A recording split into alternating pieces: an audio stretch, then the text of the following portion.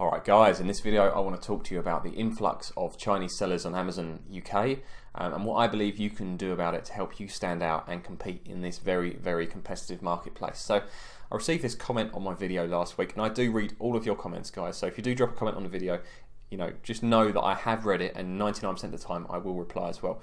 So this is from Ollie. He said, "Look, I love the videos, mate, thank you very much. I was fairly well established on eBay during my time in sixth form and first year of university. My main reason for leaving eBay was because of the massive influx of Chinese sellers operating, and I drove the prices down to levels that weren't profitable. They aren't sustainable. If you're competing with the Chinese, generally the prices go too low, they're not profitable for us.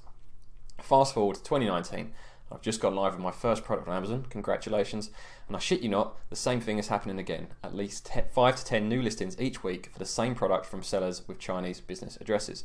Could you do a video addressing this issue and techniques you may know to combat it? The way things are going, Amazon is fast approaching eBay 2.0 status." Now, I can see where Ollie is coming from, and from someone who shops on eBay as well, I know what he's saying is that the Chinese sellers have saturated eBay, and unlike Amazon, where you have the reviews which really were supposed to help you distinguish between what is a good and bad product, as I mentioned last week, I'm slowly losing faith in that system, but on eBay, the review system isn't anywhere nearly well as established, so it almost is driven by price alone. So if Amazon gets to that point where it's driven by price only, yes, it will become eBay 2.0 to an extent.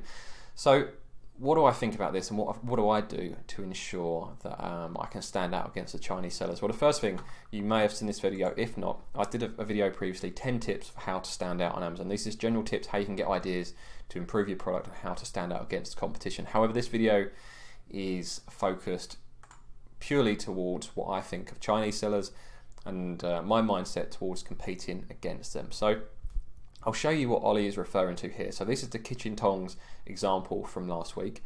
And what I did before I started recording this video, I opened up the top 10 organic listings from positions 1 to 10, and then I looked to see how many of those were Chinese sellers. And out of 10 of them, 7 of them, as I'm going to show here, if you go through, you can see their addresses are based in China. 7 out of the top 10 sellers for kitchen tongs are selling from China. So obviously that makes, from the off, that's going to be very, very difficult to compete on price alone. So if we look at these price points here, you can see most of these guys are charging less than £10. So if you're going into this niche, it's going to be very, very difficult to make a reasonable profit at this price point. However, what you need to consider is the one weapon you have that the Chinese don't, is you have the home market advantage. You know better than anyone what sort of things people in the UK like, what sort of things you buy yourself, what your friends buy, what family buy. When you go to different people's houses, you see the sort of stuff, you know what people like, you know what's currently in trend. Obviously the Chinese can find out to an extent, but they will never have this home market advantage. And it's just like for us, if we try to sell in China, we can do all the research we want, but we will never know their own market as well as they do. So use that to give you ideas for how you can improve your product, because you want to be competing on value and not on price. So regardless of the fact all of these are selling at about £10 or less, you could potentially still succeed in this niche at £15, £16, £17 if you can offer enough additional value based on what people actually perceive as value. And not just, like you see, for example, quite often I see people bundling for bundling's sake, and I think, well, that's not really adding value. Like, here, these bundling some sort of keyring. Honestly, who cares if you get a free keyring with some tongs? It makes no sense. So what you need to do is use your home market advantage to offer additional value to this product. So kitchen tongs, that's the thing. If I was going to come into this niche, I would think about how I use kitchen tongs in my kitchen. Like for example, me, I know with our kitchen tongs, every time I undo the drawer, they get caught on the drawer, or they're always sticking in something. They're always in somewhere they shouldn't be. That's what she said. But I also know that people like to obviously hang the utensils up, or they hang their knives on the wall. So why wouldn't people consider maybe doing a tong set where the tongs hang nicely on a rack, like some of the Joseph stuff you might have seen, nice bright colours, higher density plastic, and it looks very nice, very stylish, or a magnetic rack, or maybe a hook rack to hang these tongs on. So if you could provide these tongs with some sort of mounting system, whether that's a stand or a wall rack or whatever, all of a sudden you're offering value that none of these top sellers are doing. I'm not saying it will definitely work in this niche, but you're offering additional value, you're offering real functionality value, and also using your home market advantage of how you use these tongs. Now, kitchens in China are different to kitchens in the UK, so they might not even use this type of thing in China. They're just selling these because they know that other people are selling them well on Amazon. So that's why they're selling them. Whereas what we're doing is we're saying, well, we know these products sell well on Amazon, but also using our home market knowledge, we can improve this product to offer features that we believe people in the UK will benefit from and would actually want to buy and would assign value to and be willing to pay extra, whether they'd be willing to pay £15 for a set of 5 of these with a magnetic rack that's on the wall, very nice display mount. That's an idea that you could use. So keep that in mind when you're trying to compete with the Chinese sellers, is you've got an advantage that they will never have. Now, from a personal perspective, I don't worry too much about Chinese sellers based on the product alone, because generally I always improve my products to an extent that it's easy to pick mine over theirs. However, I do worry about some of the negative tactics such as false reviews and false trademark infringement claims, stuff like that. I mean, you can't really stop it. It will happen at some point. But there's a couple of steps you can take. The first one is be prepared. So do your research, know how to respond to negative reviews, how to contact Amazon to try and get them removed if that happens. Also, if any of you get product suspensions or trademark, be ready with a plan of action that you can customize.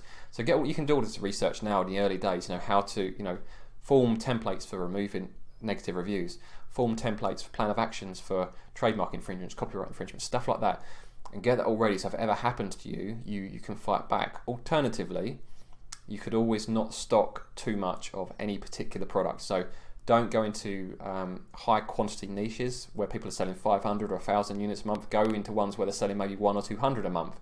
And then if you really find a product just keeps getting attacked and it's more stressful to maintain it, you can knock that product on the head because you haven't got a huge amount of stock tied up.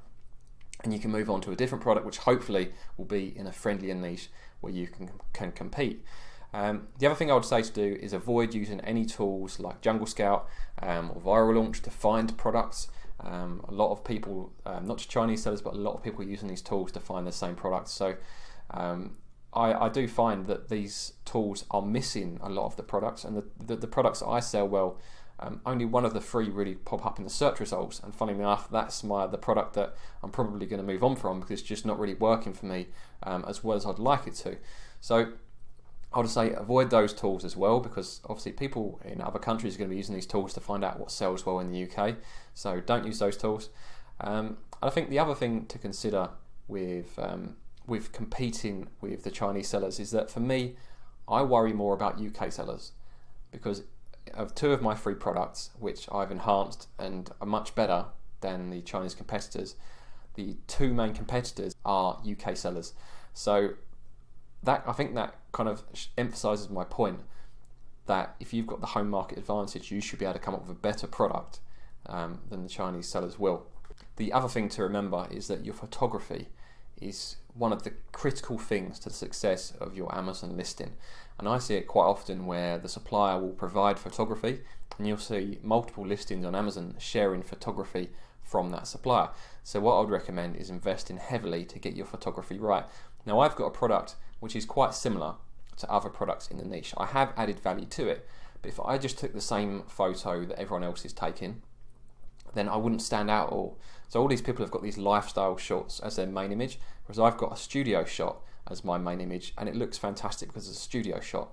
And all of a sudden people see that it's got a perceived higher value. So I'm charging £4 or £5 more than my nearest competitors because I can charge that based on the perceived value that people see through the quality of the photography alone. Plus obviously additional features help, and we can word our listings better as well. So our titles, bullet points, descriptions. If you go onto most of these Chinese listings, you'll see spelling mistakes, very bad English, stuff like that. So make sure you don't have spelling mistakes. Even if you have to hire a proofreader or a copywriter, it won't cost you much. Just ensure your listing is tip-top, it's in really, really good English. And that, again, it's just one more thing that will help you stand out. The other thing you can do if you just plan on selling in the UK is you can come up with a brand that has a UK theme. So either including UK in the name or some reference to UK or the colours or the flags or something like that. You can include that in your brand name or overall design to show that you are in the UK, because a lot of people will actually want to buy from other people in the UK. So that's one other area that you can compete. But I would say the main thing to focus on is the fact that you've got the home market advantage. You will always understand the product and why people buy that product and how they use that product better than the Chinese sellers will. So I hope you found that useful, and it gives you kind of a different mindset to competing with Chinese sellers. Just think of it as you're going to be rising above them. That's what you've got to think of. You're adding more value. You're not in a price war, you're in a value war. So make sure you add enough additional features and functionality to your product. Your product has enough perceived value for your product to be chosen over the competitor product. So also to say a huge thank you to you guys, because the channel is continuing to grow. We're just about to hit the 1,500 subscriber mark, which may have happened by the time this video has gone live. You can see there I've got video emails every day, and this is what happens when you guys drop a comment. I get it come through, and I'll look at the comments, and I ensure I reply to every single comment on every single video that I've ever done. And you can see there, look, with my China warfare video, you can see I've got a new subscriber as well. So let me know what you think of this video in the comments below, and I'd really appreciate if you can hit that like button. It makes a huge difference to how well these videos perform.